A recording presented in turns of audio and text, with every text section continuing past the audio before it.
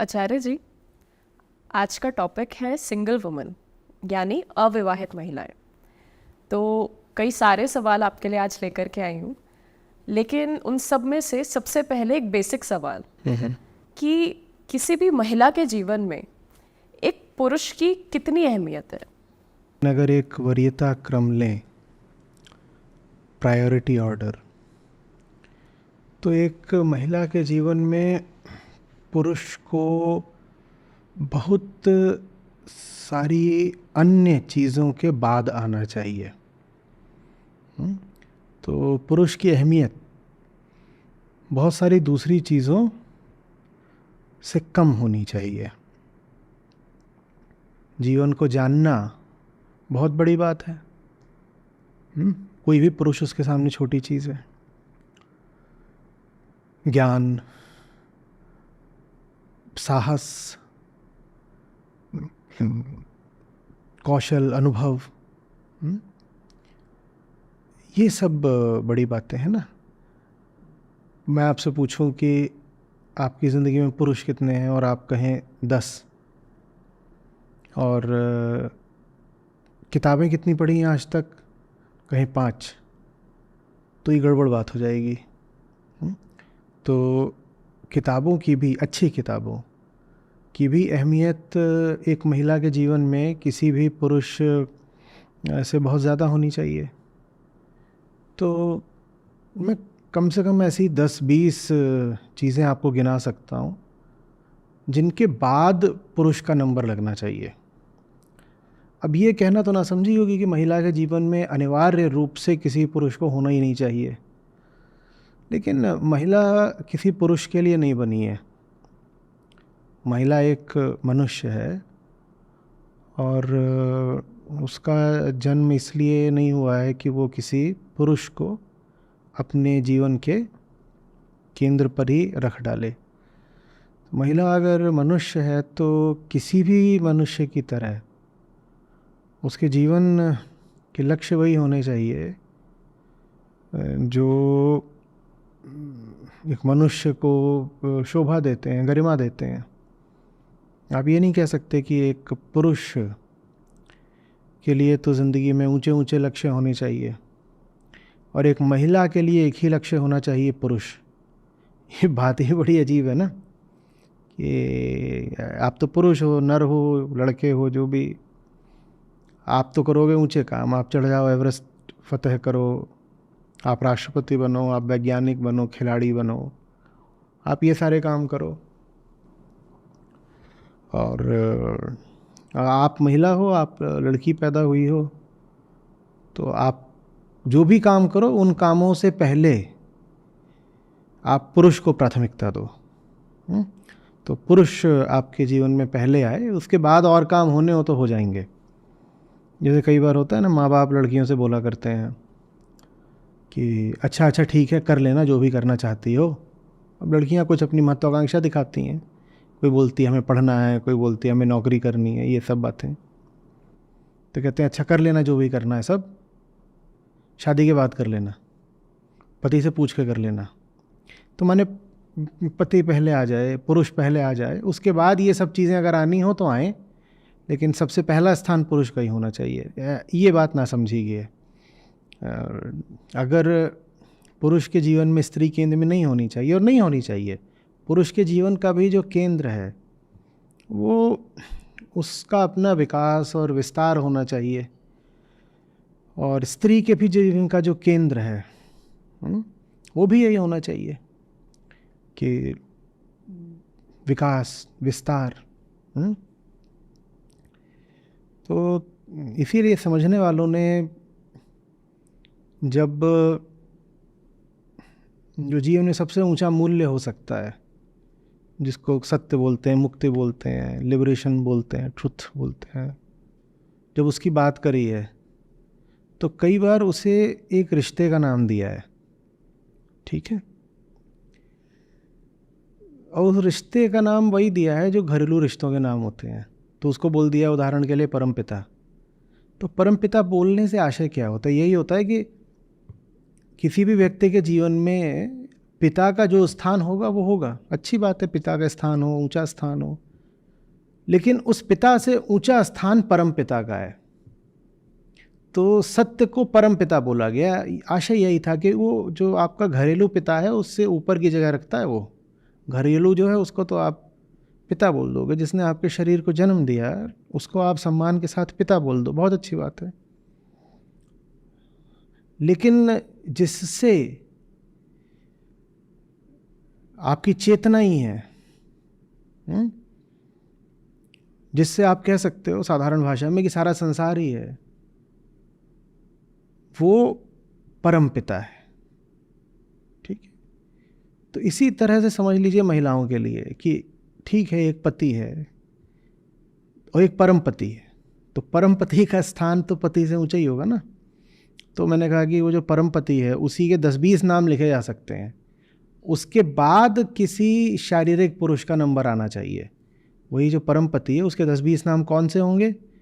मैंने कहा ज्ञान, मैंने कहा करुणा, मैंने कहा सरलता, सहिष्णुता, गहराई, निरहंकारिता हो गया, निर्भीकता हो गया। ये सब उस परम पिता या परम पति के नाम है। तो ये सब पहले आए, इसके बाद आपके जीवन में कोई पुरुष आए तो ठीक है, ना आए तो ठीक है। खैर, आपके पास बहुत सारे प्रश्न हैं, पूछिए, मैं पहला ही जवाब बहुत लंबा नहीं करना चाहता। आचार्य जी, जैसे अभी आपने महिलाओं के विषय में बताया कि कैसा होना चाहिए, पर कैसा होता है, अगर आप समाज में स्पेशली महिलाओं की सोशल पोजीशन देखें तो वहाँ एक बहुत बड़ा गैप है। जो बात आप कह रहे हैं कि कैसा होना चाहिए और कैसा होता है, तो कुछ आंकड़े हैं मेरे पास, वो मैं आपके साथ साझा करना चाहूँगी। उसमें सबसे पहले अगर हम अविवाहित महिलाओं के बारे में बात करें तो जापान में तो ये कहा जाता था कि जो अविवाहित महिलाएं हैं 25 साल की उम्र के बाद अगर किसी की शादी नहीं हुई है तो उन्हें अनसोल्ड क्रिसमस केक्स की तरह जो है बुलाया जाता था। अच्छा, 25 दिसंबर को क्रिसमस होता है इसलिए। जी। तो 25 दिसंबर को क्रिसमस होता है, तो जितने केक क्रिसमस पे बने होते हैं सबके सब नहीं बिकते 25 तारीख को, तो कुछ 26, 27, 28 तक चले जाते हैं। अच्छा, तो इसी तरीके से जो लड़कियां 25 की होते होते ब्याही नहीं जाती और 26, 27, 28 तक चली जाती हैं, उनको हम कहेंगे कि ये अनबिकी क्रिसमस केक हैं। तो अभी डिस्काउंट पे बिकेंगी, है ना? या शायद बिकेंगी ही नहीं, या शायद बिकेंगी नहीं, ये समाज में फेंकी जाएंगी, परित्यक्त हो जाएंगी। बड़ा शानदार तरीका है ये एक महिला के, एक मनुष्य के पूरे वजूद को देखने का, तारीफ करनी पड़ेगी। इसी में national family health survey NFHS 2019-21 का डेटा है कि भारत में 21 साल की उम्र से पहले आज भी 30% महिलाएं जो हैं उनकी शादी कर दी जाती है। दूसरा आंकड़ा बताता है कि 18 साल जो है लीगल एज है मैरिज की, तो आज भी 20 से 24 वर्ष की जो महिलाएं हैं उनमें करीबन 23% महिलाएं जो हैं उनकी शादी 18 साल की उम्र से ही पहले कर दी जाती है। और अगर ये आंकड़ा 45 से 49 ईयर्स में देखा जाए, ज़्यादातर माँ की जो एज रहती है, तो उसमें वो आंकड़ा 47% है। तो आप कह रही हैं कि जो 45-50 साल की आजकल की माएँ हैं जवान लोगों की, तो इनके समय में आधी लड़कियों की शादी 18 साल से पहले कर दी जाती थी। जी। तो जो भी युवा लोग देख रहे होंगे इस बातचीत को, तो वो ये समझेंगे कि उनकी माँ के ज़माने में आधी लड़कियों की शादी 18 से पहले ही कर दी जाती थी। और फिलहाल में ये आंकड़ा आपने कहा 23% है। जी, 23% है। आजकल भी ऐसा हो रहा है कि 4 में से 1 लड़की की शादी 18 साल से पहले ही कर दी जाती है। हाँ, तो इसीलिए ना, क्योंकि लड़की को माना ही जाता है कि ये सर्वप्रथम विवाह की वस्तु है, तो उसका और वजूद कुछ है ही नहीं। वही जो जापानियों वाली बात थी ना क्रिसमस केक की, उसका और नहीं कोई वजूद है। वो किस लिए पैदा हुई है? वो पैदा ही इसीलिए हुई है कि कि शादी हो और फिर वो बच्चा पैदा करे, वो पैदा ही इसीलिए हुई है। तो ये पुरुष की दृष्टि है, ये पुरुष की दृष्टि है। मनुष्यता के ही एक वर्ग ने, जिसका नाम है पुरुष, मनुष्यता के ही दूसरे वर्ग को उपभोग की वस्तु की तरह देखा है लगभग पूरे इतिहास में मानवता के। उसमें कोई चौंकने की बात नहीं है, क्योंकि आदमी होता ही हिंसक है, नर नारी दोनों हिंसक होते हैं। तो जब हम दुनिया में जो कुछ है उसको अपने स्वार्थ के लिए, अपने उपभोग, अपने कंजम्पशन, अपने सुख के लिए ही इस्तेमाल करना चाहते हैं, तो सामने अगर कोई लड़की होगी तो उसका भी तो मैं वही इस्तेमाल करूँगा ना। आपको एक पेड़ दिखता है, आप पेड़ काट डालते हो। हमने पूरे पेड़ काट डाले पृथ्वी के, क्यों? कहते हो कि इसका तो मैं इस्तेमाल करूँगा अपने स्वार्थ के लिए। आपको एक जानवर दिखता है, आप मार डालते हो। हम प्रतिदिन करोड़ों जानवर काटते हैं, क्यों? मैं तो इसका इस्तेमाल करूँगा अपने स्वार्थ के लिए। तो दुनिया की सब प्रजातियों का जब आप अपने स्वार्थ के लिए इस्तेमाल करते हो, तो आप अपनी ही प्रजाति को कैसे छोड़ दोगे? जब दुनिया की सारी स्पीशीज़ जो हैं उनका इस्तेमाल मैं अपने स्वार्थ के लिए ही करता हूँ, तो मैं अपनी स्पीशीज़ को भी कैसे छोड़ दूँगा अपने स्वार्थ से? तो अपनी स्पीशीज़ में भी मुझे जो महिलाएं दिखाई दी, मैंने उनका भी यही कहा कि इनका भी स्वार्थ के लिए ही इस्तेमाल होगा। ऐसा नहीं कि विपरीत लिंगी का ही, माने जो अपोजिट जेंडर है उसका ही स्वार्थ के लिए इस्तेमाल होता है। पुरुषों का भी तो शोषण करते हैं ना, एक्सप्लॉइटेशन। तो पुरुषों ने पुरुषों का भी करा है, ऐसा तो नहीं है कि मतलब गोरे पुरुष ने काले पुरुष का एक्सप्लॉइटेशन नहीं करा क्या? दास प्रथा और क्या थी अमेरिका में, जी। ठीक है। तो एक समझ लीजिए एक क्लास की तरह महिलाओं का जो शोषण है वो होता आया है, और इसमें कोई किसी विचारधारा की बात नहीं है। आप थोड़ा सा भी निष्पक्ष होकर अगर मनुष्य के इतिहास को देखेंगे तो ये बात बिल्कुल सामने आ जाएगी कि हाँ, ये बात तो सही है कि इंसान पैदा ही स्वार्थी होता है। बिल्कुल आध्यात्मिक बात है ये। इंसान पैदा ही स्वार्थी होता है और अपने स्वार्थ के लिए वो कुछ भी करता है, किसी का भी शोषण करता है। तो लड़की दिखाई दी, 18 की हो रही है, ठीक है, जल्दी से इसको ले चलो। पहले तो इससे शारीरिक सुख मिलेगा, फिर इससे जितने तरीके के काम वगैरह कराए जा सकते हो कराए जाएंगे। वो एक फ्री लेबर भी तो होती है, तो उससे शारीरिक श्रम भी लिया जाएगा, शारीरिक सुख भी लिया जाएगा। और फिर एक उसके पास क्षमता होती है जो उसी के पास होती है संतान उत्पत्ति की, तो फिर उससे संतान सुख लिया जाएगा। तो उससे क्या लिया जाता है? उससे शरीर का सुख ले लो, माने संभोग सुख ले लो, श्रम सुख ले लो, फिर संतान सुख ले लो। और संतान में भी भले ही वो स्त्री है, लेकिन उससे पुरुष को पैदा होना चाहिए। तो स्त्री से उम्मीद ये होती है कि लड़का पैदा करेगी। तो ये सब होता रहा है। और देखिए, आपको इसमें कोई बहुत चौंकने की ज़रूरत नहीं है, हम हैं ही ऐसे, है ना। आपको पता है ना, हम प्रतिदिन कितनी प्रजातियों को विलुप्त करते जा रहे हैं। सैकड़ों हज़ारों प्रजातियां जीवों की पूरी प्रजाति हम प्रतिदिन ख़त्म कर रहे हैं। हम ऐसे लोग हैं, तो फिर हम अपनी ही महिलाओं को कैसे छोड़ देंगे? आपने देखा है लोग किस तरीके से जानवरों की हत्या करते हैं, सिर्फ उनका मांस, उसका स्वाद लेने के लिए। तो फिर हमारे सामने एक स्त्री है, वो महिला है, हम उसको भी तो मांस की तरह ही देखते हैं ना। उसके पूरे शरीर में उसके मांस पर ही नज़र जाती है, और उस मांस से जो सुख मिलता है वो पुरुष लूटना चाहता है। ये चलता रहा है यही सब।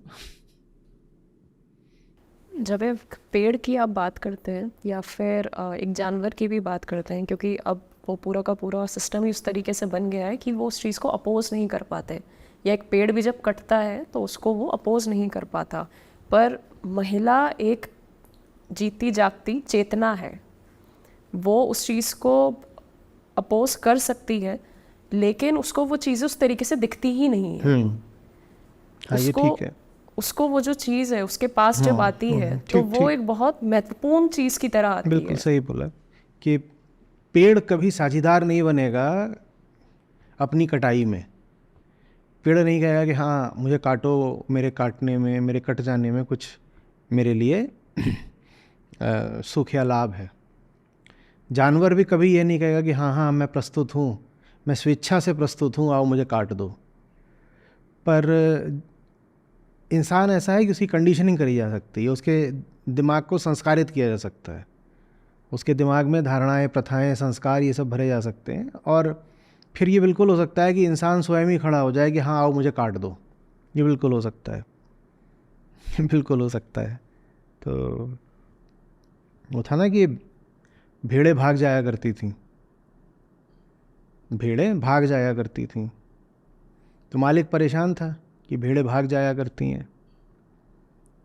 तो उसने सब भेड़ों को जा कर के पट्टी पढ़ा दी कि तुम भेड़ तो हो ही नहीं, तुम तो शेर हो। पहले भेड़ें भागा करती थी क्योंकि उन्हें दिखता था कि मालिक आता है, रोज़ एक भेड़ काट देता है, तो साफ बात देख पाती थी, जो चीज़ जैसी है जस का तस देखती थी, तो भागती थी बेचारी अपनी जान बचाने को। तो मालिक ने आकर के फिर उन पे जादू किया, उनके दिमाग को संस्कारित किया और बोला अरे भेड़ नहीं हो, सिंघनी हो तुम, और तुम तो पूजा योग्य हो, हम तो तुम्हारी पूजा करते हैं, तुम्हें काटते थोड़े ही हैं, तुम तो सिंघनी हो। और भेड़ें भी फूल गई, बिल्कुल बढ़िया बात, हम तो सिंघनी है, हमें काटना थोड़ी है। तो भेड़ें काहे को भागे। इतना ही नहीं, किसी भेड़ पर जादू न चला हो और वो भागने की कोशिश करे तो बाकी भेड़ें उसे पकड़ पकड़ के वापस ले आए, वो वापस ना आए तो जाके मालिक को खबर करें कि वो एक भाग रही है, पकड़ो उसको। वो अभी अपने आप को भेड़ी समझती है, उसको पता ही नहीं वो सिंघनी है। और मालिक रोज़ आए, आवाज़ दे, आओ आज कौन सी सिंघनी आएगी, हम उसको भीतर ले आके उसकी पूजा करेंगे। और कोई भेड़ एकदम शान के साथ, ताव के साथ, गौरव में अंदर को जाए कि मैं सिंघनी हूँ, भीतर जा रही हूँ अपनी पूजा कराने, और भीतर उसकी पूजा हो जाए। वापस जब वो आए नहीं तो बाकी जो शेरनियाँ थीं वो मालिक से पूछें कि वो अभी अभी जो पूजनीय सिंघनी भीतर गई थी वो वापस क्यों नहीं आई। बोले अरे तो सिंघनी है, देवी है, तो भीतर गई थी, हमने उसकी बड़ी पूजा वगैरह करी, तो फिर वो अंतर्ध्यान हो गई, वो अपने देवलोक को चली गई। समझ में आ रही है बात। ये काम आप जानवरों के साथ नहीं कर सकते। भेड़ें ऐसी नहीं होती। कहानी में भेड़ ऐसी थी कि पागल बना दी गई, नहीं तो असली की भेड़ इतनी पागल नहीं होती है। तो ये काम ना तो आप पेड़ के साथ कर सकते हो, न ये काम आप किसी कुत्ते के साथ कर सकते हो, ना खरगोश के साथ कर सकते हो, ना मुर्गे के साथ कर सकते हो।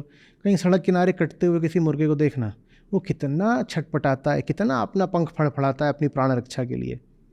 लेकिन मनुष्य के साथ ये काम करा जा सकता है कि मनुष्य को ऐसे कन्विंस कर दिया जाए, उसको आश्वस्त कर दिया जाए कि उसकी गुलामी उसी के लाभ में है।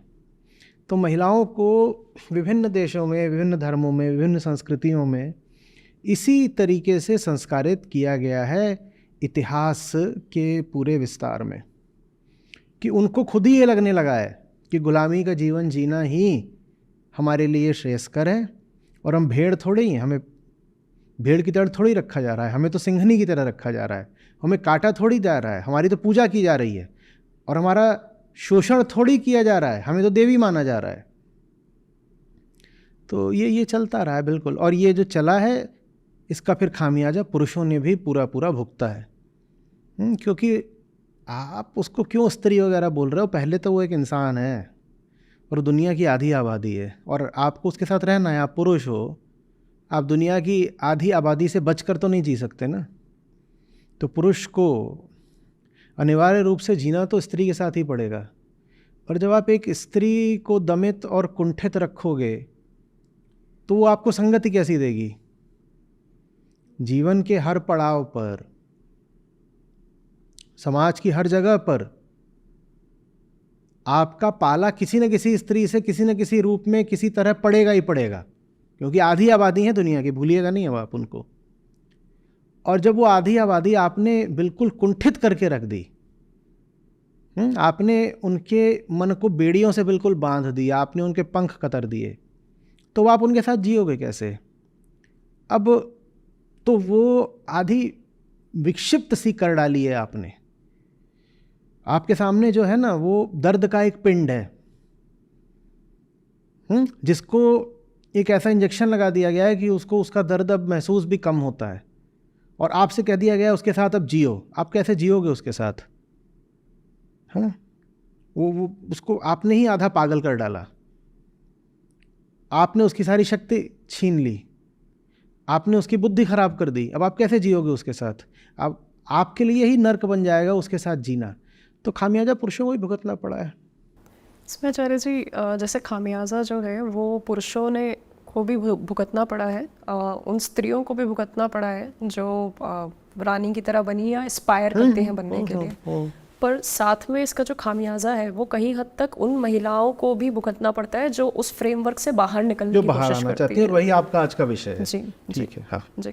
तो इसी में मैं जब रीड कर रही थी तो एक आंकड़ा आया कि 2011 के सेंसस के अनुसार भारत में आज भी करीबन 7 करोड़ महिलाएं हैं जो कि अविवाहित हैं। अविवाहित है। ये जो 7 करोड़ हैं, ये मैं मान रहा हूँ कि वयस्क महिलाएं हैं ना, जी, इसमें जी। बच्चियां शामिल नहीं हैं।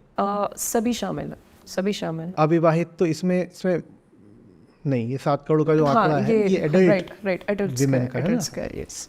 तो मैंने वयस्क महिलाएं 18 से वर्ष से ऊपर की, ठीक है, तो यानी ये किसी कारण से, जो भी कारण है, ये वो महिलाएं हैं जो अविवाहित हैं, 18 वर्ष से ऊपर की हैं और अविवाहित हैं, और इनकी संख्या आप बता रही हैं लगभग 7 करोड़। 7 करोड़। इसमें आचार्य जी भारत सिंगल में, वुमेन मैं है। थोड़ा सा इसमें कुछ आंकड़े दिमाग में प्रोसेस करना चाहता हूँ।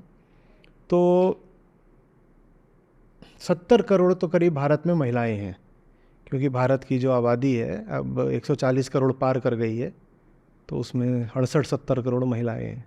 तो 7 करोड़ अगर अविवाहित हैं 2011 के आंकड़ों के अनुसार से, तो 10% से ज़्यादा महिलाएं आज 10, 12, 13% महिलाएं ऐसी हैं जो अविवाहित हैं।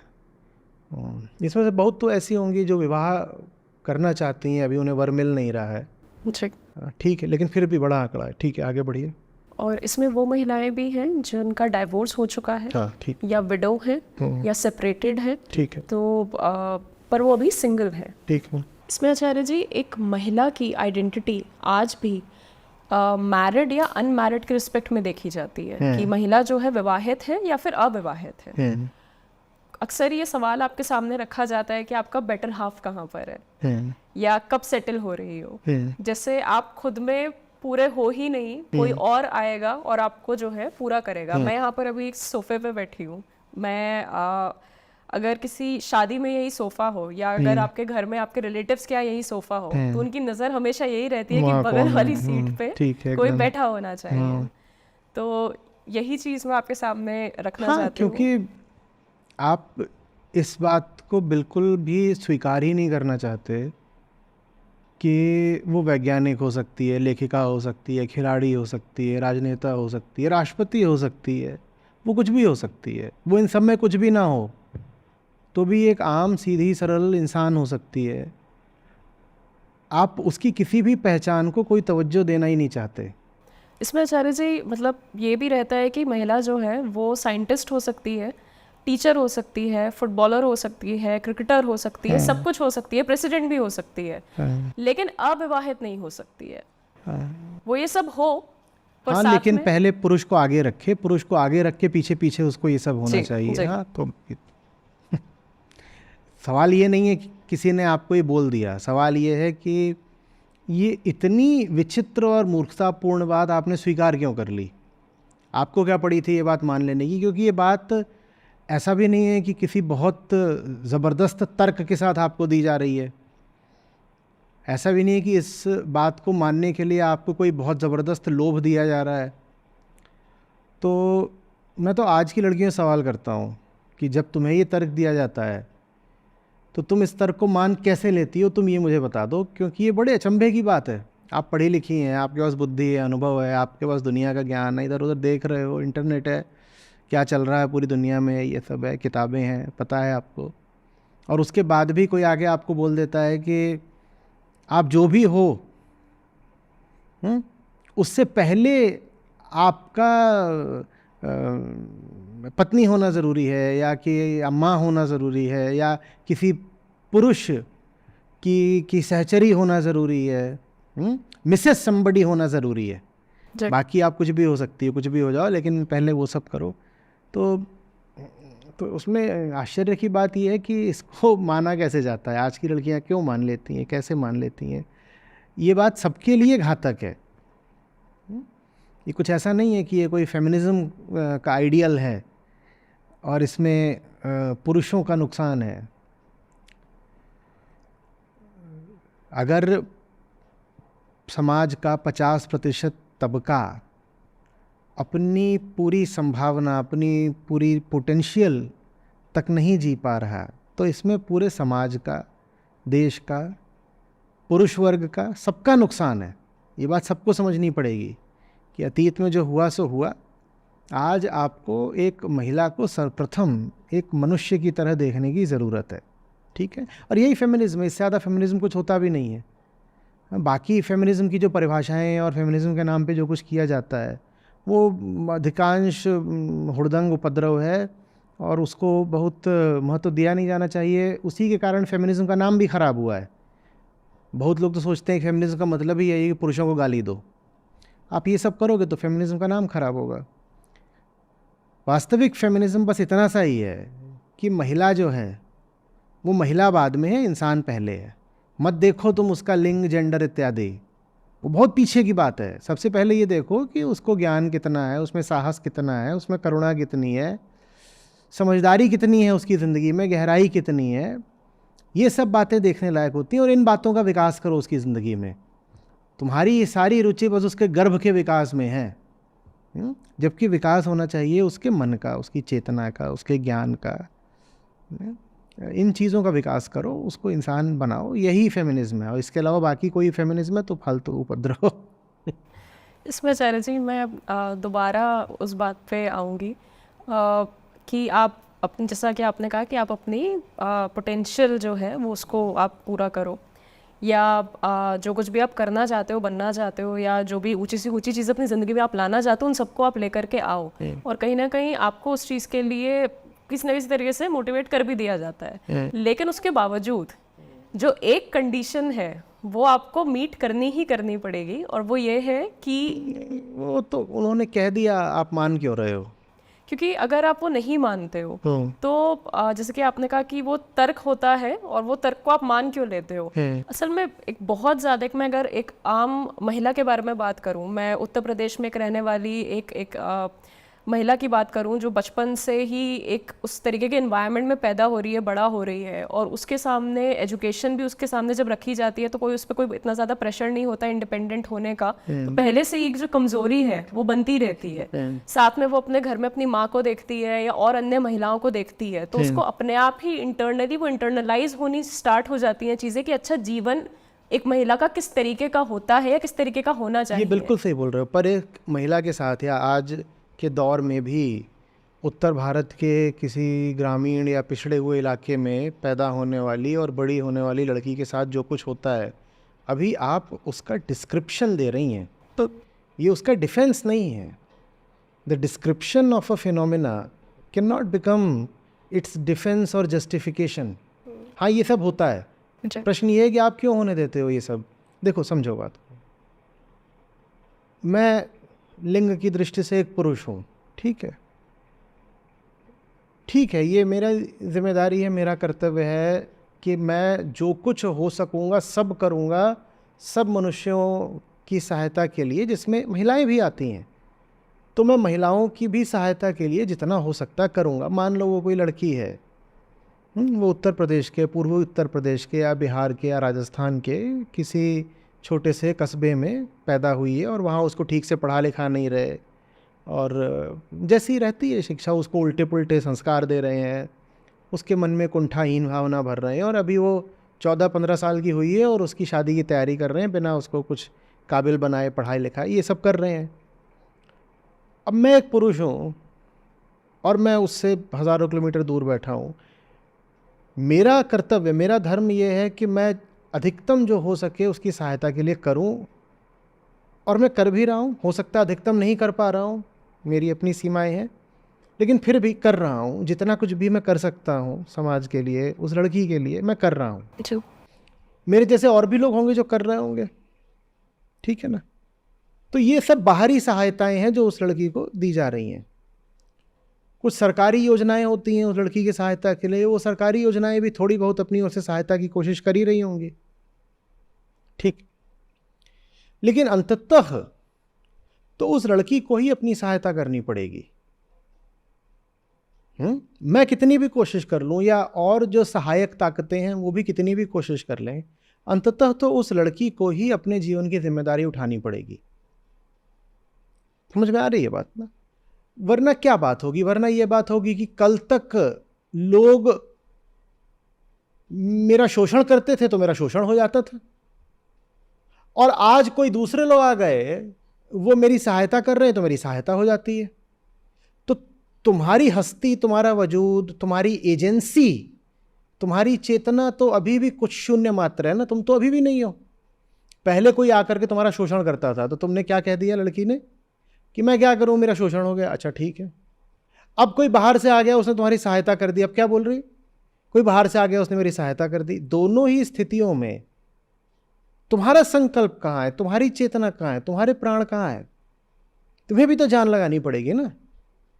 और ये सब मैं इसलिए नहीं कह रहा हूं कि मैं अपनी जिम्मेदारी से मुक्त हो जाऊं, मैं तो कह ही रहा हूं कि मेरा धर्म है उस लड़की की पूरी पूरी सहायता करना, और मुझे मेरा धर्म निभाना होगा, मैं निभा रहा हूं। और भी लोग होंगे मेरी ही तरह जो अपना काम कर रहे होंगे, वो सब अपना काम कर रहे हैं, लेकिन पहली जिम्मेदारी तो उसी की है ना जो दुख में है, कष्ट में है, बंधन में है।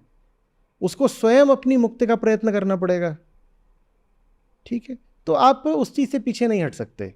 आप बार बार ये कह करके कि वो बेचारी तो पैदा ही गलत जगह पर हुई, अब क्या कर सकते हैं, उस बेचारी को तो शिक्षा ही नहीं मिली, अब क्या कर सकते हैं, उस बेचारी का तो माहौल ही दमन का है, हम क्या कर सकते हैं, आप ये कह करके उस लड़की की कोई मदद नहीं कर रहे। और वो लड़की अगर अपने डिफेंस में अपने आप को विक्टिम ठहराते हुए ये सब बातें बोलेगी तो हो सकता है ये बातें सही हों लेकिन सहायक नहीं होंगी। जी। ज़रूरी नहीं है कि हर बात जो सही हो उससे आपकी सहायता भी हो जाए।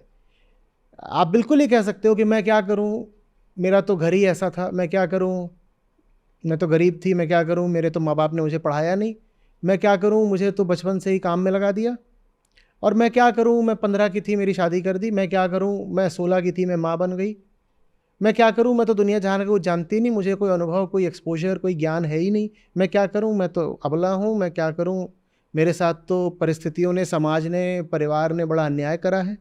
आप ये सब बिल्कुल बोल सकती हैं। मैं पूछ रहा हूँ ये सब बोलने से क्या आपकी सहायता हो जाएगी? ये सब बोलने से क्या आपको कुछ लाभ हो जाएगा? हाँ, आपने अपने जीवन का अच्छा एक डिस्क्रिप्शन दे दिया है लेकिन ये जो आपने डिस्क्रिप्शन माने विवरण दे दिया, इससे आपकी कोई सहायता, कोई लाभ आपको नहीं हो रहा है। तो लड़कियों में, महिलाओं में एक ये प्रवृत्ति भी बहुत होती है जो कि आमतौर पर किसी भी व्यक्ति में होगी जो दुख झेल रहा है, महिला में भी होगी, पुरुष में भी होगी। और वो प्रवृत्ति ये होती है कि मेरे साथ तो गलत हुआ, मेरे माँ बाप ने अगर मुझे शिक्षित और बलवान और समर्थ बनाया होता तो आज मैं किसी दूसरी जगह पर होती। कई बार विवाह के बाद वो यही बात अपने पतियों को लेकर के बोलती हैं कि मैं आई थी घर में, मैंने पतिदेव से बोला था कि अभी तो मेरी पढ़ाई पूरी नहीं हुई है, मेरी पढ़ाई पूरी करा दो, इन्होंने मेरी पढ़ाई नहीं पूरी कराई। या कि मैं आई थी तो मेरा ग्रेजुएशन चल रहा था, फिर मैंने कहा अरे पोस्ट ग्रेजुएशन तो करा दो, इन्होंने पोस्ट ग्रेजुएशन नहीं कराया। या कि मैं आई थी, मुझे अंग्रेज़ी बोलनी नहीं आती थी, मैंने इनसे कहा था अंग्रेज़ी बोलने का कोर्स करा दो, उन्होंने नहीं कराया। यहाँ तक कि जो थोड़े धनी परिवार हैं उसमें भी घर में 2-2 गाड़ियाँ होंगी, लेकिन जो घर की महिला होगी उसको गाड़ी चलानी नहीं आती। पूछो गाड़ी चलानी क्यों नहीं आती? बोली अरे ये नट्टू के पापा को इतनी बार बोला गाड़ी चलानी सिखा दो, उन्होंने सिखाई नहीं। अच्छा फिर आपका तो नट्टू भी गाड़ी चलाता है, अब 20 साल का हो गया नट्टू, वो भी चलाता है, आप 45-50 की हो रही हैं, अभी भी आप नहीं चलाती। हाँ मैंने नट्टू को भी कई बार बोला गाड़ी चलानी सिखा दो, उन्होंने सिखाई नहीं। आप जो बोल रही हो बात बिल्कुल ठीक है, पतिदेव का बिल्कुल दायित्व था कि वो आपको गाड़ी चलाना सिखाते और अंग्रेज़ी बोलना सिखाते, और जो भी आप ज्ञान उनसे चाहती थी आपका पोस्ट ग्रेजुएशन करा दें वो कराते, बहुत अच्छी बात होती, पतिदेव को करना चाहिए था, उन्होंने नहीं किया। नट्टू को भी इतना करना चाहिए था कि माँ को गाड़ी चलानी नहीं आती, घर में 2 गाड़ियाँ हैं तो माँ को गाड़ी चलानी सिखा दो, नट्टू ने भी नहीं किया। पर ये सब बोलने से आपको क्या मिल रहा है ये तो बताइए। ये सब बोल करके आपका पोस्ट ग्रेजुएशन हो गया, आप नई भाषा सीख गई, आपको गाड़ी चलानी आ गई, ये सब बोलने से आपको लाभ क्या हो रहा है? और ये प्रवृत्ति बहुत होती है महिलाओं में कि दुनिया ही नालायक है, हम क्या करें, हमारा तो दुनिया ने बस शोषण शिकार आदि किया है। वो गलत नहीं बोल रही हैं, और मेरी बात को भी गलत मत समझ लीजिएगा। मैं ये नहीं कह रहा हूँ कि दुनिया ने आपके साथ कोई अन्याय नहीं करा, मैं सिर्फ ये कह रहा हूँ कि दुनिया है ही ऐसी, दुनिया है ही ऐसी, ठीक है ना। इसीलिए तो अध्यात्म चाहिए होता है, ताकि हम थोड़ी सी करुणा सीख सकें, थोड़ी निष्कामता सीख सकें। ना हमारे पास करुणा है, ना निस्वार्थता, ना निष्कामता। तो आप दुनिया से क्यों उम्मीद रख रही हैं कि दुनिया निस्वार्थ भाव से आपकी मदद करेगी? पतिदेव को क्या मिल रहा है आपको ड्राइविंग सिखा के? आप ड्राइविंग सीख लेंगी, गाड़ी लेके इधर उधर भागेंगी, पतिदेव हैरान होंगे तो कह रहे सिखाऊंगा ही नहीं इसको गाड़ी चलाना। नट्टू को भी क्या मिल रहा है आपको गाड़ी चलाना सिखा के? नट्टू बल्कि अपनी गर्लफ्रेंड को गाड़ी चलाना सिखाएगा, गर्लफ्रेंड को गाड़ी चलाना सिखाएगा, गर्लफ्रेंड एहसान मानेगी, जब एहसान मानेगी तो नट्टू भी उससे फिर कुछ एहसान निकलवा लेगा। आपको गाड़ी चलाना सिखा के आप 45-50 साल की हो रही हैं, नट्टू को क्या मिलेगा? दुनिया स्वार्थी है, आप इस बात को स्वीकार क्यों नहीं कर रही हैं? माँ बाप स्वार्थी थे, उन्होंने आपको न ज्ञान दिया न सामर्थ्य दिया। पतिदेव भी ऐसे ही है, नट्टू भी ऐसे ही है, आप बस दोष देती रह जाइए, कुछ दिनों में आप मर जाइएगा। ये बात महिलाओं को समझनी पड़ेगी। हमने क्या करा है कि हमने एक काल्पनिक रूमानी जगत में रहना शुरू कर दिया है। अब वो भी हमें सिखा दिया गया है, संस्कारी बात है कि भैया घर तो स्वर्ग होता है और घर में सब लोग एक दूसरे के निस्वार्थ भाव से सेवा सहायता करते हैं। ऐसा होता है क्या? आप जब कह रही हैं कि अरे मेरे साथ किसी ने अच्छा नहीं किया, तो मेरा प्रश्न आपसे यह है कि कोई क्यों करे आपके साथ अच्छा? आप क्या मान के बैठी हैं कि दुनिया क्या है, देवलोक है जहां सब लोग घूम रहे हैं बिल्कुल निष्काम होके, मतलब सेल्फलेस होकर के, एक दूसरे की सहायता के लिए, सबके मन में एक दूसरे के लिए करुणा मात्र है? दुनिया ऐसी जगह है क्या? कोई क्यों आपकी सहायता करे? बल प्रत्येक मनुष्य को चाहिए। और समझाने वाले लोग जो आपके सच्चे हितैषी थे, जो आपको ज्ञान दे गए थे, वो आपसे इतनी बार बोल के गए हैं ना कि बल के अलावा आपका कोई सहायक नहीं। अपना बल पैदा करो, अपना बल। न ये कि पिता के कंधे पे चढ़े हुए हो, न ये कि पति की बैसाखियां बना ली हैं, न ये कि पुत्र का सहारा ले रहे हो। अपना बल पैदा करो। जिसके बाद अपना बल होता है, मात्र वही संसार में गरिमा से जी पाता है और संसार में कुछ अच्छे काम भी कर पाता है। उसमें चाहे जी जैसे कई बार जैसे विवाह हो जाता है तो आपको वो चीज़ें पता चलती हैं कि आपने जो चीज़ें, जो अरमान लगाए थे या फिर जो आपके अरमान थे या एक्सपेक्टेशंस थी, वो वैसी नहीं रही और चीज़ें कुछ और ही निकल करके आती हैं। पैकेज कुछ और सोचा था, निकला कुछ और। बिल्कुल। लेकिन एक जो महिला होती है 17-18 साल की, 19 साल की, जिसकी अभी शादी नहीं हुई है, वो इतने ज़्यादा प्रेशर से गुजरती है उस समय कि बस यही रहता है कि आपकी ग्रेजुएशन जल्दी से जल्दी पूरी हो जाए, और ग्रेजुएशन के दौरान भी कंटिन्यूसली आपके सामने अरे यहाँ से रिश्ता आया है, अरे यहाँ से बात चल रही है, लड़का बहुत अच्छा है। तो इस तरीके की चीज़ें आप लगातार जो है सुनते रहते हो। साथ में अगर ऐसा हो जाए कि उस महिला ने उस समय नहीं शादी हुई है, या फिर वो डिसाइड करती है कि वो नहीं शादी करना चाहती या किसी पुरुष से इस तरीके से नहीं संबंध रखना चाहती है, अविवाहित महिलाएं, तो उनके साथ एक बहुत एसोसिएटेड एक पूरा का पूरा उनका कैरेक्टर असैसिनेशन कर दिया जाता है कि कैरेक्टर असैसिनेशन कोई करे तो करे, आप पे फर्क पड़े क्यों? कोई करे तो करे, आप पे फर्क पड़े क्यों? सवाल ये है। देखो, जब कोई आपके साथ और कुछ नहीं कर सकता तो वो जो आपका ये तथाकथित चरित्र का गुब्बारा है ना, उसको फोड़ने की कोशिश करता है। क्योंकि चरित्र क्या चीज़ होती है? असली चीज़ तो आत्मा है। ये चरित्र क्या होता है? भारत में अध्यात्म ने बात करी है बोध की, आत्मा की, मुक्ति की, लेकिन समाज और संस्कृति न बोध, न आत्मा, न मुक्ति किसी की बात नहीं करते। वो तो बस चरित्र की बात करते हैं, क्योंकि चरित्र सार्वजनिक और सामाजिक होता है, आत्मा सामाजिक और सार्वजनिक नहीं होती। किसी की आत्मा पे आप कीचड़ नहीं उछाल सकते, क्योंकि आत्मा कोई शरीर के भीतर नहीं होती, कोई वस्तु नहीं होती, कोई ऐसी चीज़ तो होती नहीं है कि जिस पे आप जा करके पकड़ के कीचड़ उछाल दोगे। वो कोई वस्तु ही नहीं होती है, उस पर क्या तुम दाग लगाओगे? लेकिन चरित्र बिल्कुल सामाजिक होता है। आप चरित्रवान हैं अगर समाज आपको चरित्रवान मानता है। तो चरित्र जो है वो समाज की चीज़ होती है, वो समाज के हाथ की चीज़ होती है। आत्मा समाज के हाथ की चीज़ नहीं होती, सच्चाई समाज के हाथ की चीज़ नहीं होती। आपका बोध, आपकी अंडरस्टैंडिंग, आपकी कॉन्शियसनेस की गहराई, ये समाज के हाथ की नहीं होती हैं। तो समाज आपको काबू में रखने के लिए ये चरित्र नाम की चीज़ पकड़ता है। और महिलाओं को बता दिया गया है कि जीवन में सबसे बड़ी बात है चरित्रवान होना। ये 2-4 चीज़ें उनके दिमाग में डाल दी गई हैं। चरित्रवान होना बेटा, लज्जावान होना, ये सब जो है उनको अपना वो उसी को पकड़ के बैठी रहती हैं। शीलवंती, लज्जावंती, चरित्रवंती। मैं पूछूं ज्ञानवंती, हाँ। बलवंती, हाँ।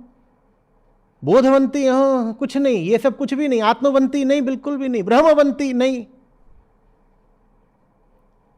शीलवंती होनी चाहिए। शील से बड़ा तो कुछ होता ही नहीं।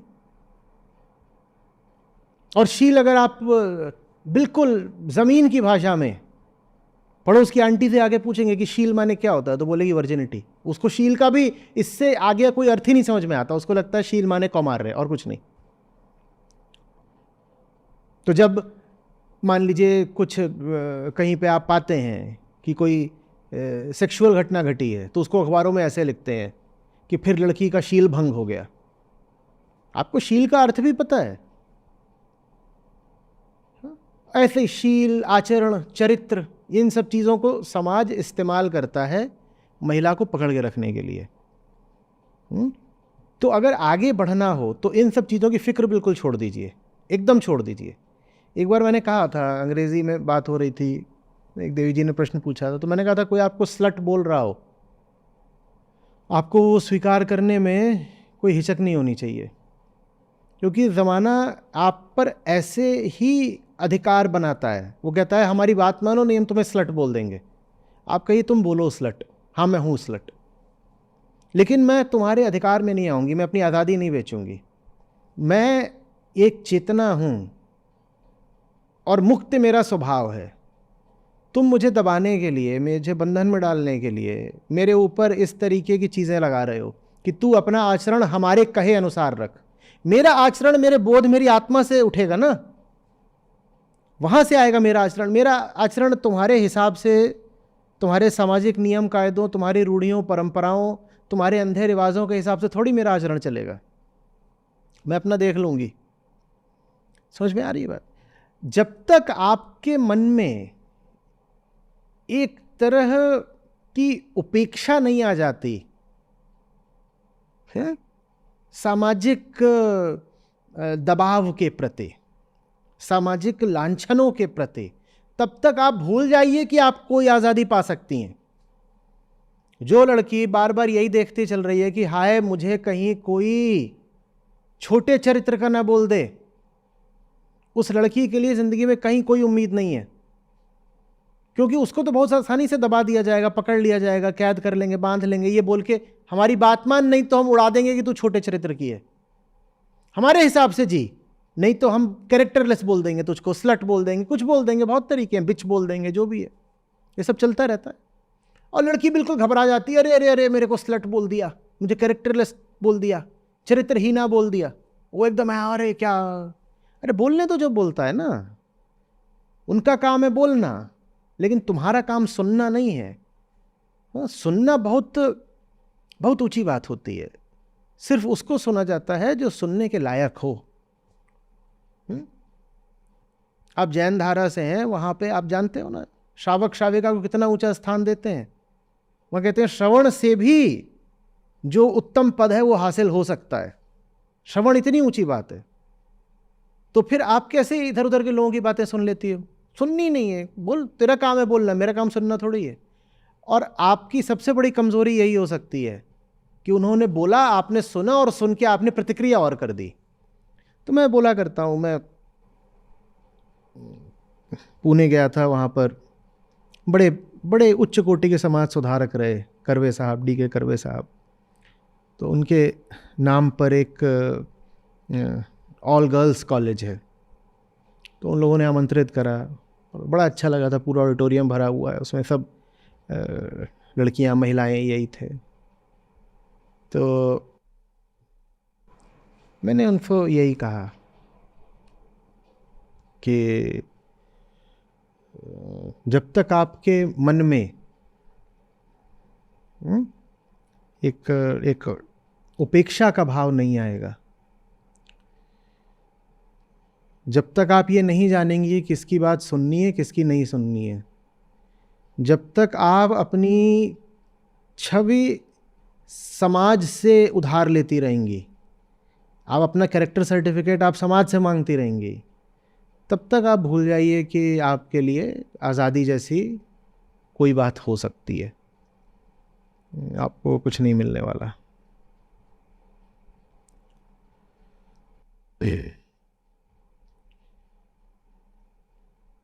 लड़की सब बर्दाश्त कर सकती है, क्या हुआ फेल हो गई, हाँ कोई बात नहीं, बर्दाश्त कर लिया।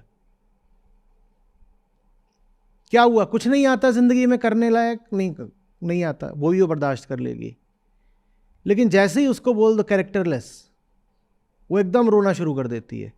और ये बात उसके दिमाग में डाल दी गई है कि दुनिया में सबसे बड़ा मूल्य तो कैरेक्टर होता है, कैरेक्टर होता है। मैं आपको बताना चाहता हूँ, सब समझदार लोगों ने, ऋषियों ने, मुनियों ने, जो आपके सच्चे हितैषी थे, उन्होंने आपसे कहा है आपके लिए सबसे बड़ा मूल्य बोध का और मुक्ति का होना चाहिए। किसका? ज्ञान और मुक्ति, ये दो चीज़ें हैं जो सबसे मूल्य की हैं। ये सब बातें, चरित्र, आचरणशील, ये सब बहुत पीछे आते हैं। और अगर जीवन में बोध है तो चरित्र अपने आप ठीक चलता है। जीवन में बोध है तो चरित्र उसके पीछे पीछे अपने आप ठीक चलता है। तो चरित्र वगैरह की नहीं परवाह करनी होती, बोध की परवाह करनी होती है।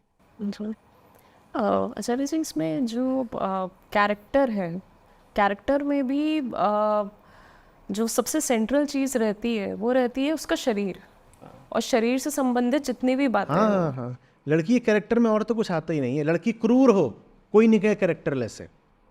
लड़की एकदम महाहिंसक हो, राक्षसी हो, रोज एक बकरा चबाती हो, कोई नहीं कहे कैरेक्टरलेस है। लेकिन वो कैरेक्टरलेस कब हो जाएगी? जब अगल बगल के 5-7 लोग मिलके उड़ा दें कि अरे इसका तो फलाने लड़के से चक्कर चल रहा है, तो फिर कैरेक्टरलेस हो गई।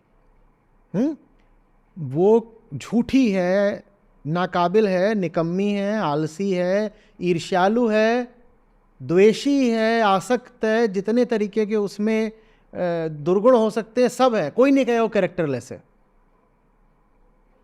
कैरेक्टरलेस होने का बस एक मतलब होता है, कोई लड़का है क्या इसका, इधर उधर कुछ चल रहा है क्या, कुछ सेक्स का मसला है क्या, बस इससे ही पूरा कैरेक्टर निर्धारित हो जाता है। सारा का सारा जो कैरेक्टर है वो शरीर के निचले हिस्से में ही वास करता है।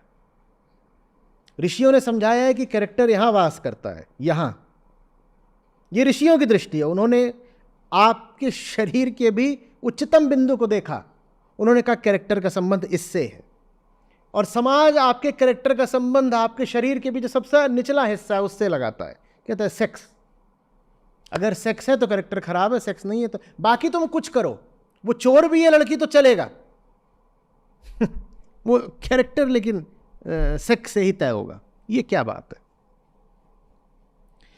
अगर आगे बढ़ना है तो साफ समझना होगा कि यही सब लोग हैं अगल बगल वाले जिन्होंने आपको आज तक पीछे बांध कर रखा था, और यही लोग हैं जिन्होंने पीछे बांध कर रखा था। तो आगे बढ़ने के लिए इनकी उपेक्षा तो करनी पड़ेगी ना बाबा।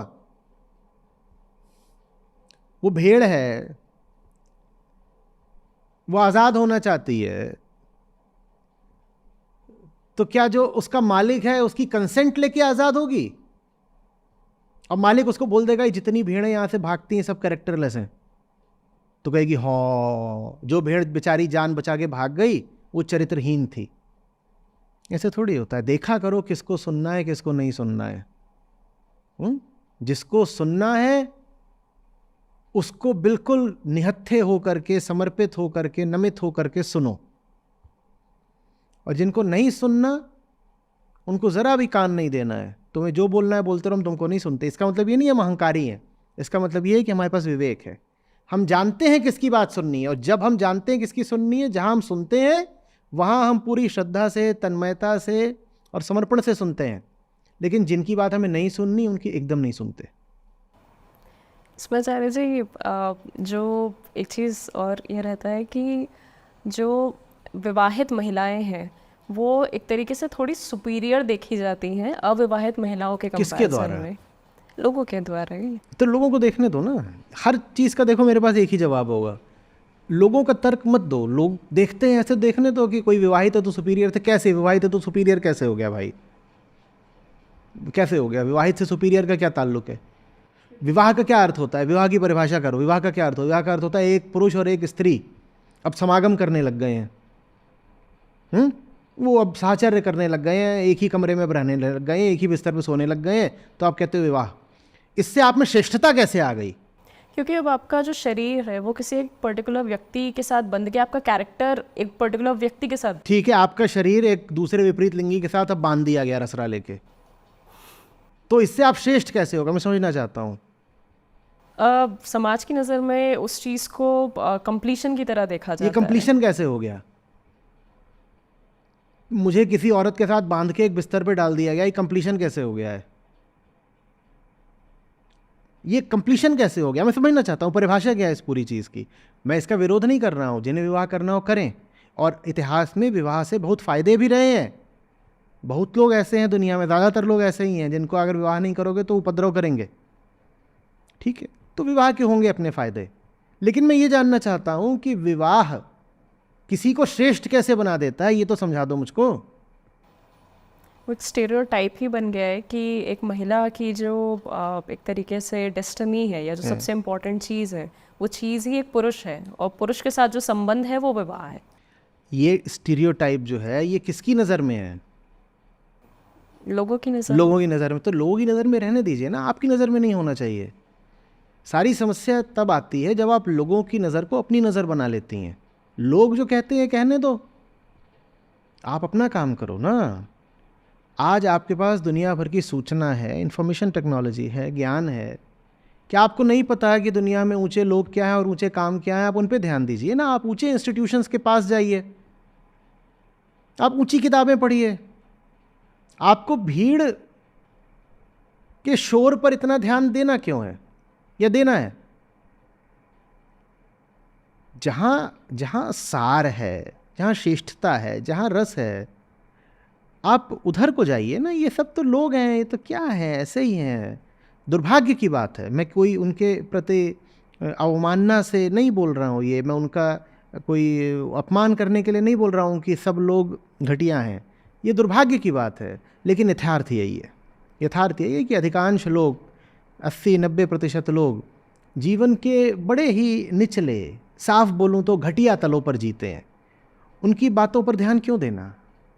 भले ही उनका आपसे कोई भी रिश्ता हो, भले ही वो कोई भी हो आपके, लेकिन अगर आपको दिखे कि किसी व्यक्ति की चेतना का स्तर ही बड़ा गिरा हुआ है, तो आप उसकी बात पे ध्यान क्यों देना चाहेंगी?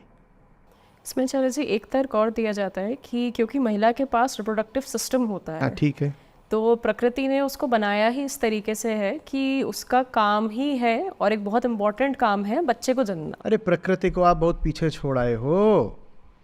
कौन सी प्रकृति? प्रकृति में तो ये कोट नहीं होता।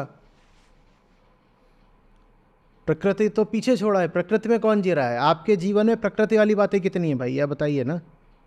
ये जो माइक रखा है ये प्रकृति से, किस पेड़ से आया है ये?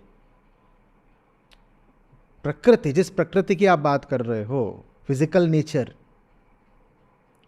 उससे ही तो आगे बढ़ने को विकास कहा जाता है ना। उससे ही आगे बढ़ने को सभ्यता संस्कृति कही जाती है। जो बिल्कुल प्रकृतिस्थ रहते हैं, क्या आप उन्हें सभ्य बोलते हो?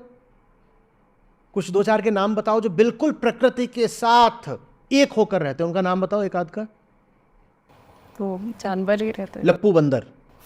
ये लप्पू बंदर है, वो बिल्कुल प्रकृति का बेटा है। वो कुछ भी ऐसा नहीं करता जो प्रकृति से हटकर हो। उसको आप सभ्य बोलते हो, उसको आप सुसंस्कृत बोलते हो। तो प्रकृति को तो इंसान बहुत पीछे छोड़ा है ना, इसीलिए इंसान कहलाता है। आप प्रकृति की कितनी चीज़ों पर चलते हो? प्रकृति में बाल कटते हैं क्या? प्रकृति में बाल कटते हैं। प्रकृति में शौच भी करी जाती है। प्रकृति में तो अपना ऐसे ही घूमते रहते हैं जानवर, गंदे, मल त्याग किया, कुछ किया, वो थोड़ी है कि अपने आप को साफ रखते हैं। प्रकृति में भाषा होती है, होती भी है तो बहुत ही एकदम आरंभिक स्तर की भाषा होती है, पक्षियों की, पशुओं की। प्रकृति में विचार होते हैं क्या? प्रकृति में घर होते हैं, प्रकृति में पंखा होता है क्या? तो प्रकृति में तो विवाह भी नहीं होता।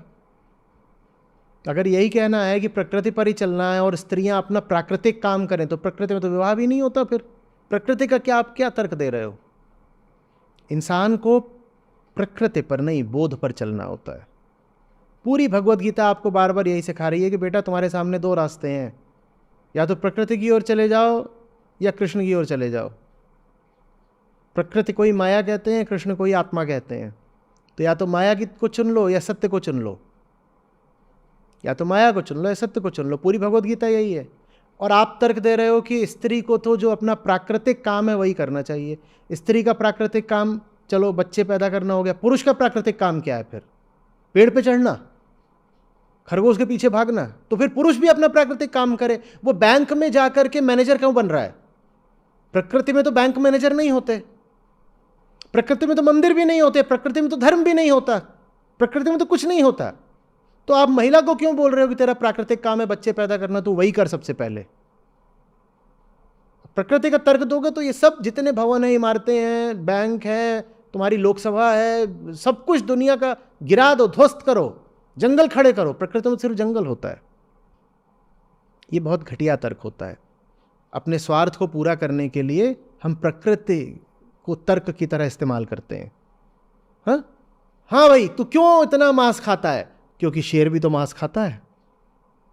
हाँ? क्या तर्क है ये? मूर्खता का। जा जंगल में। अगर प्रकृति का तर्क देना है तो सबसे पहले घर छोड़ दे और जंगल में और कपड़े उतार। शेर कपड़े पहनता है क्या? तूने कपड़े क्यों पहने?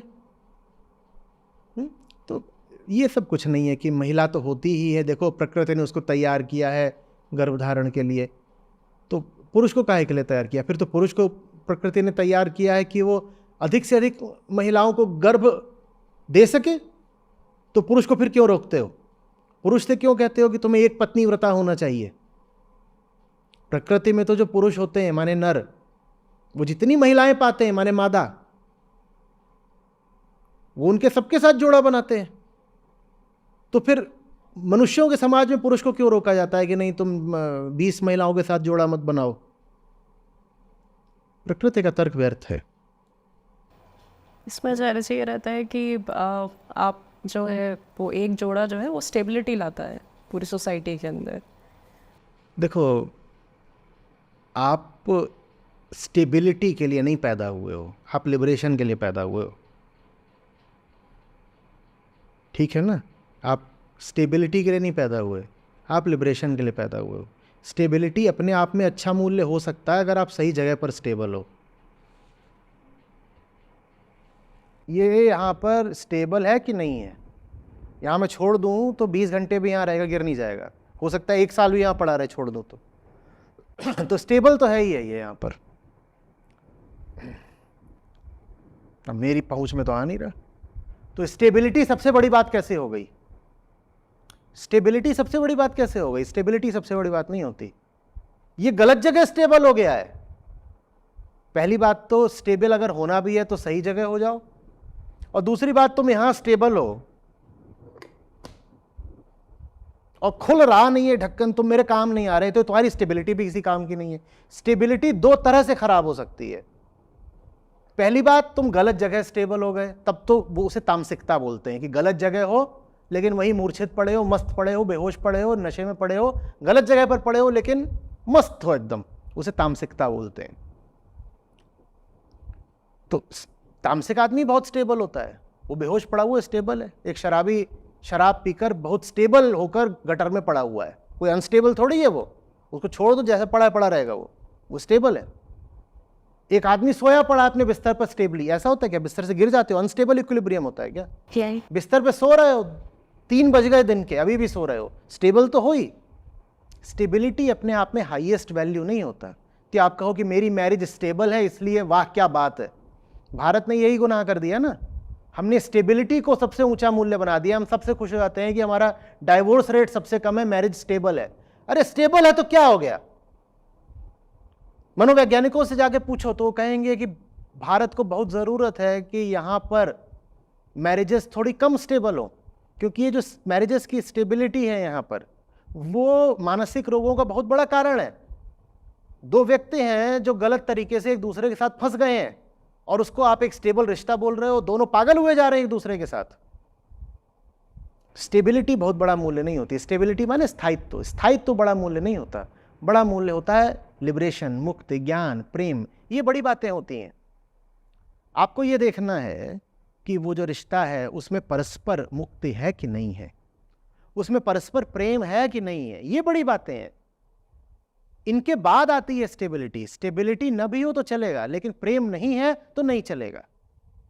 स्टेबिलिटी ना हो चलेगा, लेकिन अगर मुक्ति नहीं है, मुक्ति की जगह बंधन है, तो नहीं चलेगा। ये बात समझनी पड़ेगी। हमने बड़ी गलती कर दी है। हमने कह दिया शादी तो माने 7 जन्म का रिश्ता, उसे स्टेबल होना ही पड़ेगा 7 जन्म तक। ये गलत बात है, बहुत गलत बात है। इसके मारे इंसान कहीं का नहीं बचता। एक तो तुम उसकी शादी कर देते हो बिना उसको बहुत बताए जाने पूछे, कुछ को पता तो होता नहीं। विशेषकर लड़की को तो कुछ भी नहीं पता होता। आज भी तुम जो विकसित शहर हैं और जहाँ पर थोड़ा उदार विचार आ गया है उसको छोड़ दो, तो आज भी भारत में, कम से कम उत्तर भारत में 90% लड़कियों को शादी से पहले अपने वर के बारे में बहुत ज़्यादा नहीं पता होता। एक आध मुलाकात हो गई, ऐसे फ़ोन पे पूछ लिया, आमने सामने एक आध बात हो गई, इससे ज़्यादा की अनुमति ही नहीं होती। और वर के घर के बारे में तो और कुछ नहीं पता होता। ज़्यादा विस्तार में पूछें तो कहेंगे बेशर्म है, जासूसी कर रही है। ज़्यादा घुलने मिलने की कोशिश करे अगर अपने भावी पति से, तो कह दिया जाएगा ये देखो निर्लज्ज, चरित्रहीना, पता नहीं क्या करने जा रही है, मिलने जा रही, बोल रही 10 बार जाऊंगी, मिलूंगी उसके साथ। क्या करेगी मिलके? जितना मिलन करना हो शादी के बाद करना। अब उसे कुछ पता तो है नहीं, तुमने उसको बांध दिया है और अब तुम कह रहे हो स्टेबल भी रहो। तो माने पहले तो इग्नोरेंस है। इग्नोरेंस माने ज्ञान का अभाव। तो पहले तो उसको कोई ज्ञान दिया ही नहीं पति के बारे में, उसे कुछ नहीं मालूम, कोई जानकारी नहीं। और फिर कह रहे हो कि अब ये जो इग्नोरेंस का रिश्ता है इसको स्टेबल भी रखो। माने अज्ञान को स्थायी बना लो, अज्ञान को ही स्थायी बना लो। ये कहाँ की बुद्धिमानी है बताओ ना। और अब इस तरह के विवाह से जो बच्चे पैदा होंगे वो एकदम ही मानसिक रोगी होंगे कि नहीं होंगे? ऐसे विवाहों से बच्चे पैदा कराना पूरी इंसानियत के प्रति अपराध है कि नहीं है? बोलो, उस बच्चे ने क्या गुनाह करा था, उसको ऐसे घर में पैदा होना पड़ रहा है। और अब उसका किस तरीके का मानसिक विकास होगा उस घर में बड़े होकर। स्टेबिलिटी बड़ी बात नहीं होती है। और वो जो इसमें आचार्य जी एक तर्क और आता है कि जो अविवाहित महिलाएं होती हैं उनको इस तरीके से नेम कर दिया जाता है कि ये मैस्कुलिन ज़्यादा है, इनका जो फेमिनिन पोर्शन है वो थोड़ा सा कम है, ये मैस्कुलिन ज़्यादा है। तो उनको उनका पूरा का पूरा जो फिर से चरित्र जो है उसी के अराउंड एक तरीके से फ्रेम कर दिया जाता है। एंड इस सब की वजह से प्रॉब्लम ये होती है कि कहीं ना कहीं एक जो आपको जनरली जो आम नागरिक होते हैं वो सोशल आइडेंटिटी पर जीते हैं या उस पर ज़िंदा रहते हैं।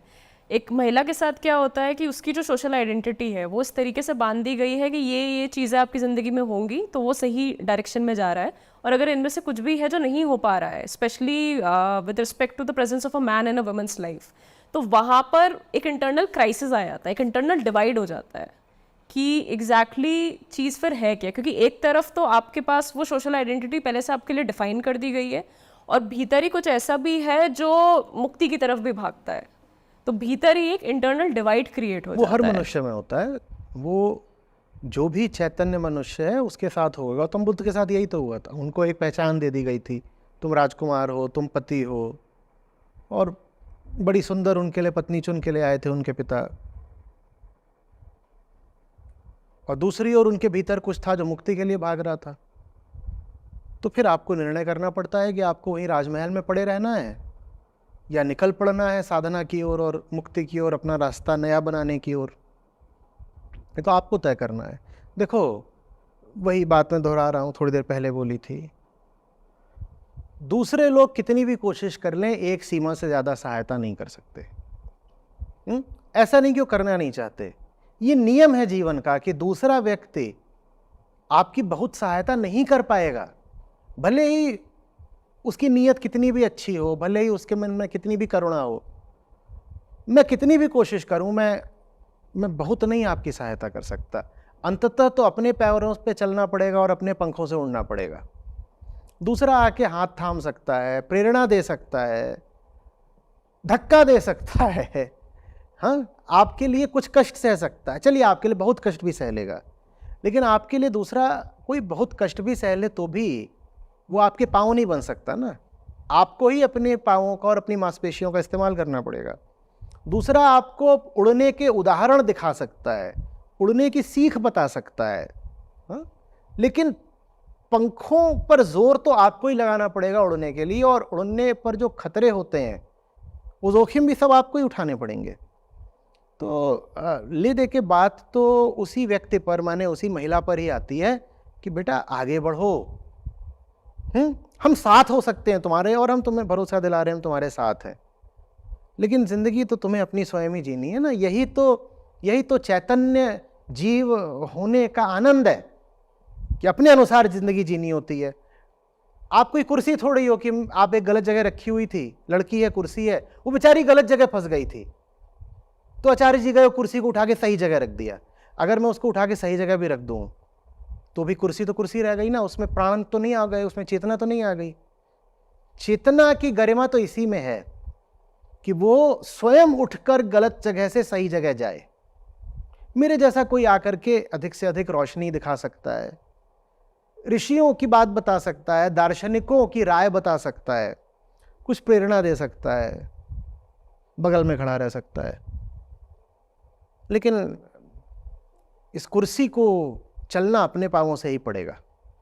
नहीं तो कोई फर्क नहीं पड़ता। वो कुर्सी नीचे एक सड़े हुए तहखाने में पड़ी हुई थी, उस पर जाले लगे हुए थे, ऐसी कुर्सी थी। कोई गया हितैषी, उसने उस कुर्सी को उठा करके मंदिर में रख दिया, अब वो कुर्सी पूजी जा रही है, लेकिन है तो अभी भी वो एक प्राणहीन कुर्सी ही ना। हाँ, तो स्त्री को प्राणहीन कुर्सी नहीं बनना है। अपना दम होना चाहिए, अपनी जान, अपना जोश, अपनी जिंदगी, अपनी चेतना, अपना बोध, अपना विकास, अपनी मुक्ति।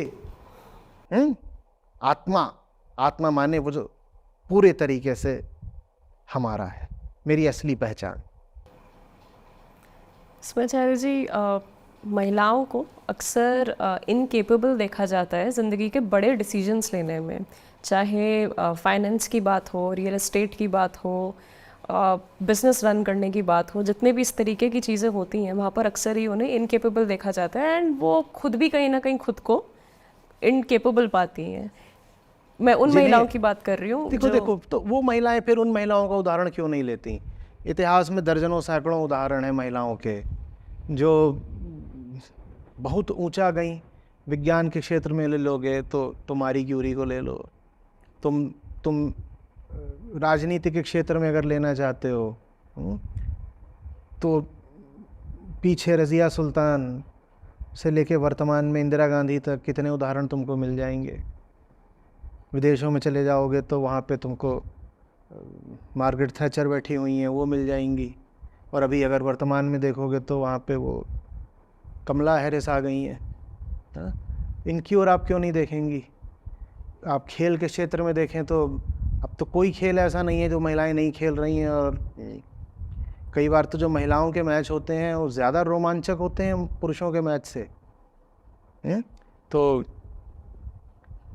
आपने पीवी सिंधु का वो जो ओलंपिक्स में मैच हुआ था, वो हार गई थी उसको, लेकिन वो स्पेन की खिलाड़ी हैं, उनके खिलाफ उन्होंने खेला था। वो मैच मैंने पूरा लाइव देखा था पिछले ओलंपिक्स में।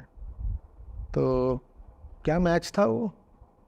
और बैडमिंटन के मैं और भी मैचेस देखता हूँ जहाँ पे जो मेडल मैचेस होते हैं, और वो ज़बरदस्त मैच था। वैसे ही क्रिकेट में ले लो, क्रिकेट को तो हाल तक पुरुषों का ही खेल माना जाता था। अब जो भारत में ही महिलाओं की क्रिकेट टीम है उसके मैचेस देखने लायक होते हैं। क्या छक्के मारती हैं वो। तो अगर आप महिलाओं के उदाहरणों से प्रेरणा लेना चाहती हैं तो अब तो सैकड़ों उदाहरण मौजूद हैं। आपको लेखिका चाहिए, आपको लेखिका मिलेंगी। आपको गायिका चाहिए, गायिका मिलेंगी। कलाकार चाहिए, कलाकार मिलेंगी। आप बताइए आपको क्या चाहिए। आपको जिस भी क्षेत्र में महिला को देखना है अग्रणी, वहाँ आपको एक नहीं 50 महिलाओं का उदाहरण मिल जाएगा। और उसके बाद भी कोई कहे कि हमको तो माना ही यही जाता है कि आपको घर में चूल्हा चौका ही करना है, तो फिर देखिए आप गलत आवाज़ों को सुन रही हैं, आप गलत लोगों को सम्मान और महत्व दे रही हैं। जो सही उदाहरण है उनकी ओर देखिए ना। True. इसमें आचार्य जी एनसीआरबी का डेटा है, नेशनल क्राइम रिकॉर्ड्स ब्यूरो का, कि जो मेजॉरिटी ऑफ क्राइम्स होते हैं महिलाओं के अगेंस्ट वो ज़्यादातर उनके आसपास के करीबी लोगों के थ्रू ही होते हैं, या तो घरों में होते हैं या कोई ना कोई जानने वाला व्यक्ति ही होता है। तो एक चीज़ ये रहती है कि या तो अपने शरीर की ओनरशिप हमको दे दो, या फिर हम आपके शरीर पे ही अटैक कर देंगे। हाँ, वो तो वहाँ रेप्स होते हैं, ऑनर किलिंग होती है, एसिड अटैक्स होते हैं। तो देखो ना, आपने अभी जो समस्या का विवरण दिया उसी में समाधान भी है। आप कह रहे हो महिला पर 70% जो अत्याचार और अपराध होते हैं वो उसके नज़दीकी लोग ही करते हैं, परिवार के लोग, चाहे उसके प्रेमी लोग, यही लोग करते हैं। ठीक है, अगर मैं आपको ये बताऊं कि ऐसा होता है, ये डेटा मैं आपको बता दूं, और फिर कहूं कि तो अगर लड़की को अपने ऊपर अपराध रोकने हो तो उसे क्या करना चाहिए, तो क्या उत्तर आएगा? सीधे तर्क लगाइए। शरीर। अगर मैं कहूं कि आपके ऊपर अपराध होने की 70% संभावना आपके निकट के लोगों से है, तो आप अगर अपराध से बचना चाहती हैं तो आपको क्या करना होगा? बस यही बात है। आप अपने निकट के लोग वही रखिए ना जो तमीज़ के ढंग के हों। आपने गलत लोगों से घिरे रहने का निर्णय क्यों कर रखा है? अब यही गलत लोग हैं फिर जो आप पे 100 तरह के अत्याचार करते हैं। दहेज हत्याएं हो रही हैं प्रतिदिन, तो न जाने कितनी 20 तो दहेज हत्याएं हो रही हैं प्रतिदिन, और ये वो है सिर्फ जो हम जानते हैं, और भी और पता नहीं कितने तरह के अपराध हो रहे हैं। महिलाएं युद्धों में तो मरती नहीं, महिलाओं का ये तो होता नहीं कि वो वहाँ जा रही हैं और सीमा पे गोली खा रही हैं। तो महिलाओं की मौत सब कहाँ होती है? और प्राकृतिक तौर पे प्रकृति ने महिला को थोड़ा ज़्यादा मजबूत बनाया है, वो पुरुष से ज़्यादा जीती है, तो वो बीमारियों से भी कम मरती है ना। तो फिर वो युद्ध में मर रही है ना वो बीमारी में मर रही है, तो कहाँ मर रही है? वो सड़क पे भी कम मर रही है क्योंकि वाहन कम चलाती है, तो सड़क दुर्घटनाओं में भी उसकी इतनी नहीं मौत हो रही। वो घर के अंदर मर रही है, वो बहुत। और ये मैंने ये आंकड़े बोल रहे हैं, ये बात जिनको इस बात पे बहुत अचरज हो रहा हो या क्रोध आ रहा हो, वो आंकड़ों को देख लें। महिला घर के अंदर मर रही है, और घर के अंदर वो उन्हीं के द्वारा मारी जा रही है जिनको वो अपना कहती है। कई तरीकों से मारी जा रही है। तो फिर अगर वो बचना चाहती है तो वो गौर से देखे ना कि किसको अपना कहना और किसको अपना नहीं कहना है। आप जिसको अपना कह रहे हो वही आप पर अत्याचार कर रहा है, कभी हत्या कर रहा है, तो बेकार में क्यों बेवकूफ़ लोगों को अपना बोल देते हो? किसी से भी विवाह कर लेते हो, किसी को भी अपना प्रेमी घोषित कर देते हो, वही प्रेमी फिर तुम्हारी हत्या कर रहा है। तुम्हें कुछ भी अपनी सुध बुध नहीं है क्या? विवेक कहाँ है? बुद्धि कहाँ है?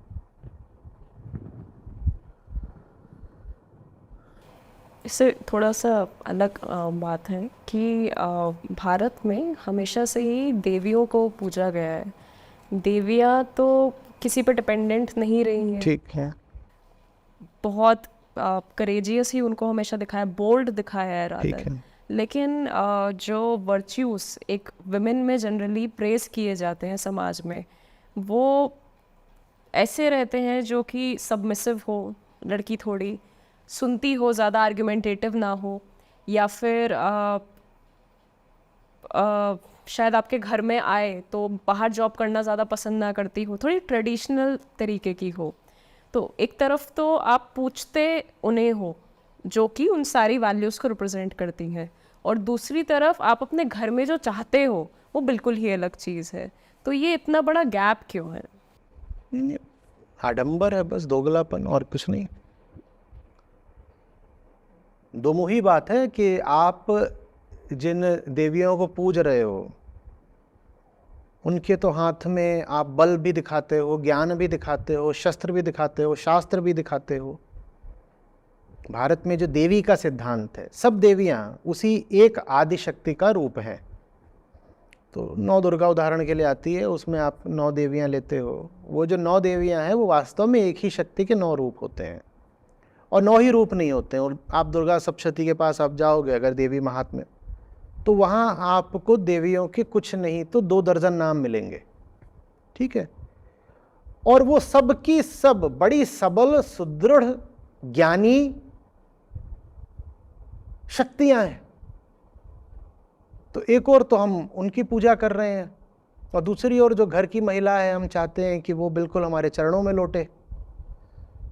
वहाँ पे वो जो महिला है वो ऐसी है कि सब देवता आके उसकी स्तुति कर रहे हैं, और देवता कह रहे हैं कि देवी हमसे ये नहीं संभाले जा रहे, महिषासुर और शुंभ निशुंभ और इनकी सेना ये इतने नालायक है, हमसे नहीं संभाले जा रहे, तो जो काम हम पुरुष नहीं कर सकते देवी आप वो काम करके दिखा दो ना। तो एक और तो आपको ये सिद्धांत दिया गया है कि महिला कि यहाँ तक पात्रता और शक्ति होती है कि जो पुरुष नहीं कर सकता वो महिला करेगी। और ये कोई गर्व रखने की बात नहीं हो रही है कि आप कहें कि हाँ एक काम तो है ही ना जो महिला करती है पुरुष नहीं करता, कि वो संतान पैदा करती है, नहीं। आपका जो शक्ति का सिद्धांत है उसमें जो देवियां हैं उनको ये जिम्मेदारी थोड़ी दी गई है कि आप संतान पैदा करिए, उनको जिम्मेदारी दी गई है दुनिया के सबसे ऊंचे काम करने की, अधर्म हटाना है, और जो धार्मिक लोग हैं उनकी रक्षा करनी है, हर तरीके से जगत में कल्याण का संचार करना है, ये जिम्मेदारी देवियों को दी गई है। और लेकिन जो घर की देवी है, देखो हम उससे क्या काम कराते हैं, कहते हैं कि वो तू घर में रहे और बिस्तर साफ कर दे और चाय बना दे और बर्तन और कपड़े धो दे, यही सब तू घर में कर दे, और फिर जब खाली टाइम मिले तो बैठ के महिलाओं वाले सब सीरियल देख ले दोपहर में और अपना दिमाग खराब कर। तो ये कुछ भी नहीं है, ये तो फिर बस पाखंड हिपोक्रेसी है और कुछ नहीं। इसमें चार्य जी जो पेट्रियार्की है, पेट्रियार्की को अगर एक व्यक्ति की तरह देखा जाए तो ऐसा मालूम होता है कि वो व्यक्ति बड़ा डरा हुआ है भीतर से, वो दिखने में बहुत डोमिनेंट दिखता है, वायलेंट भी दिखता है, अग्रेसिव दिखता है, लेकिन मूल में काफ़ी भीतर से डरा हुआ है। तो इसमें एक कोट है एक फ्रेंच दार्शनिक का, सिमोन डे बिवर का, no one is arrogant towards women more aggressive और scornful than the man who is anxious about his virility. वो तो है ही है। देखो स्त्री की ओर जब आप इसी भाव से देखोगे कि ये मेरे सेक्सुअल कंजम्पशन की चीज़ है, क्योंकि उसको आप चेतना तो मान ही नहीं रहे ना, आप ये तो मान ही नहीं रहे कि मेरे सामने बैठ करके साहित्य की कोई बात कर सकती है, या ये ज़िंदगी की चुनौतियों का सामना मुझसे कंधे से कंधा मिला के कर सकती है, ये तो आप मान ही नहीं रहे। घर में कहीं पे कोई महत्वपूर्ण बैठक चल रही होती है, उसमें सब दादा ताऊ चाचे बैठ गए होते हैं, और जो घर की महिला होती है उसका काम ये होता है बस वो जब बैठे हैं तो आगे उनको चाय सबको सर्व कर दे। घर में किसी बहुत महत्वपूर्ण मुद्दे पे बातचीत चल रही है तो उसमें 5 मर्द 5 पुरुष बैठे होंगे और गोष्ठी कर रहे होंगे, और महिलाएं सब या तो पीछे से कहीं कमरों से सुन रही होंगी या कोई एक महिला बीच में आके पानी रख जाती होगी। उनका इतना ही रहता है। ऐसा थोड़ी है कि 5 पुरुष बैठे हैं तो 5 महिलाएं बैठी हैं और बिल्कुल बराबर की बातचीत हो रही है, सबसे राय ली जा रही है, ऐसा तो नहीं होता। तो पुरुष ने महिला को ये माना ही नहीं है कि ये मेरे सामने बैठकर दर्शन की, ज्ञान की, विज्ञान की, साहित्य की, विश्व की चर्चा कर सकती है, ये मेरे सामने बैठने लायक नहीं है। क्यों मेरे सामने बैठने लायक नहीं है? क्योंकि मैंने इसको एक ही काम दिया है, तू मेरे सामने नहीं बैठेगी, तू मेरे बगल में लेटेगी। सामने क्या बिठाना है? जब बगल में लेटा करके मेरी सारी स्वार्थ पूर्ति हो जाती है तो सामने क्या बैठाऊं? और सामने बैठाऊंगा तो इसको पर और निकल आएंगे, जब पर निकल आएंगे तो फिर मैं जब बिस्तर पे लेटाना चाहूंगा अपने बगल में तो हो सकता है नानुकुर कर दे, हो सकता है फिर जो मेरी काम इच्छा है, जो मेरी शारीरिक इच्छा है उसकी पूर्ति से इनकार कर दे, या अपनी मर्जी बताने लगे कि नहीं नहीं आज नहीं मन कर रहा। तुझसे तेरी राय किसने पूछी? तेरा काम है कि जब पति आए